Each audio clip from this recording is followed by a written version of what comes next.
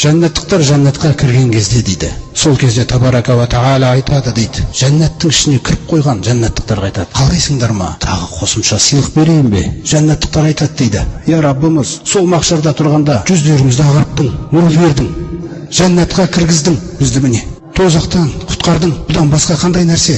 Раббымыз, сұрай аламыз біз сенен деген кезде пайғамбарымыз саллаллаху алейхи айтады, ғайыптың пердесін ашады дейді Раббысы. Аллах Тағала пердені ашады дейді. Жәннаттықтарға берілген нығметтердің ішінде дейді, Раббыларына қараудан сүйіктірек нәрсе болмайды дейді. Оған еш нәрсе жете алмайды дейді.